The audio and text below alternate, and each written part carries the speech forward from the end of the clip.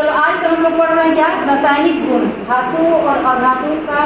इसके पहले हम लोग पढ़े थे भौतिक गुण, आज रासायनिक गुण पढ़ेंगे। और रासायनिक गुण को इस तरीके से पढ़ेंगे कि हमको याद हो जाए। तो यहाँ हम कुछ चार्ट बनाए हैं। और धातु जो है मुख्यतः रासायनिक गुण में हमको 3 चीज़ पढ़ना है।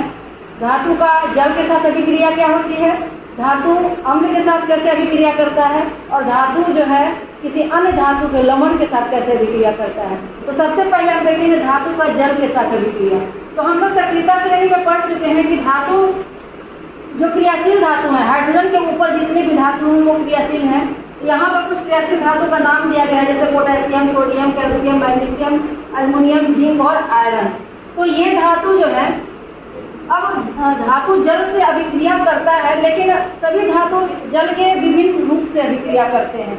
कुछ धातु ठंडे जल से अभिक्रिया करते हैं, कुछ धातु गर्म जल के साथ अभिक्रिया करते हैं, और कुछ धातु जो है वाष्प से भी अभिक्रिया करते हैं।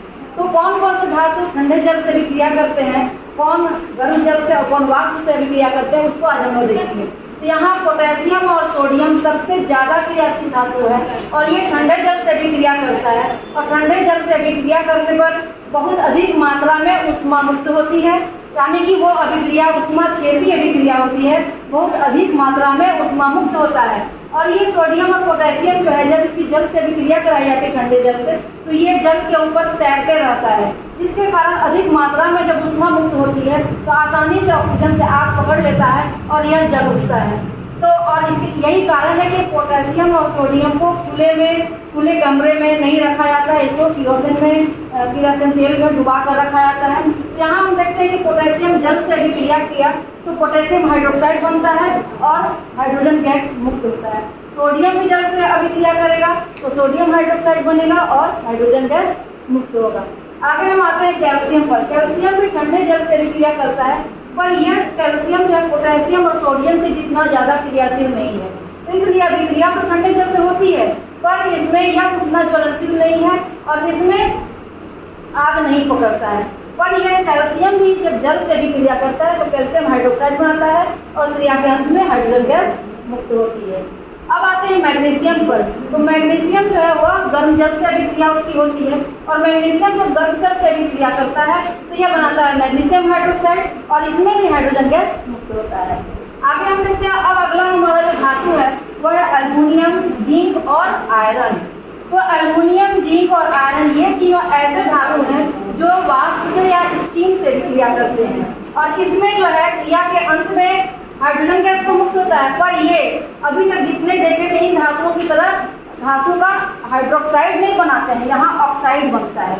यहाँ जैसे देखें पोटेशियम हाइड्रोजन से किया तो KOH मतलब पोटेशियम हाइड्रोक्साइड बनाया, यहाँ सोडियम हाइड्रोक्साइड बन रहा है, यहाँ कैल्शियम हाइड्रोक्साइड, यहाँ मैग्नीशियम हाइड्रोक्साइड। पर यहाँ हम देख रहे हैं कि एल्युमिनियम जब जल से विक्रिया कर रहा है तो एल्युमिनियम ऑक्साइड बन रहा है। जिंक जब जल से विक्रिया तो जिंक ऑक्साइड बना, यहाँ हाइड्रोक्साइड नहीं बन रहा है तीनों में। और आयरन जब हाइड्रोजन जल से अभिक्रिया किया तो फेरिक ऑक्साइड बना, पर हाइड्रोजन गैस मुक्त हो रहा है सभी में। तो कॉमन सी बात है कि जब भी कोई धातु जल से अभिक्रिया करेगा तो उसमें हाइड्रोजन गैस मुक्त होगा। तो यहाँ पर ये एल्युमिनियम, जिंक और आयरन जो है वो जल के वाष्प से अभिक्रिया करते हैं। अब इसके नीचे जो भी सक्रियता श्रेणी में नीचे है, जैसे इसके नीचे क्या क्या है, लेड है, हाइड्रोजन है, मरकरी है, कॉपर है, तुमको गोल्ड है, सिल्वर है, प्लेटिनम है। ये सभी अक्रियाशील या बहुत कम क्रियाशील धातु हैं, तो इनका जल के साथ किसी भी परिस्थिति में जल के साथ इनकी अभिक्रिया नहीं होती है। तो इतना के बाद आगे हम उनको भी देख लेते हैं, उसके बारे में भी लिखेंगे कि इसकी अभिक्रिया जो है वो जल के साथ कैसे होती है। उसके बाद एल्युमिनियम, जिंक और आयरन इतने के बारे में पढ़े कि जल से कैसे अभिक्रिया करते हैं।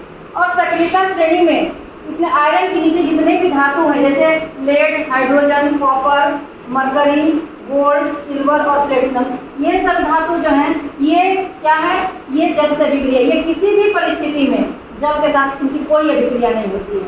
तो जो भी ऊपर की लेड से ऊपर के जो धातु हैं, जो क्रियाशील धातु हैं, वही जल से या अम्ल से भी अभिक्रिया, ये सब जो है वो आदर्श धातु कहलाते हैं, और इनका न अम्ल के साथ अभिक्रिया होता है न जल, ये किसी चीज़ से अभिक्रिया नहीं करते हैं। तो ये याद रखने की चीज़ है कि लेड के ऊपर जितने थे अभी जो हम पढ़ाए पोटेशियम, सोडियम, कैल्शियम, मैग्नीशियम, ये एल्युमिनियम, जिंक और आयरन, ये सभी जल से विक्रिया करते हैं, हाइड्रोजन गैस मुक्त करते हैं। और उसके बाद जो है lead, hydrogen, copper, mercury, gold, silver और प्लेटिनम, ये किसी भी परिस्थिति में जल के साथ उनकी कोई अभिक्रिया नहीं है।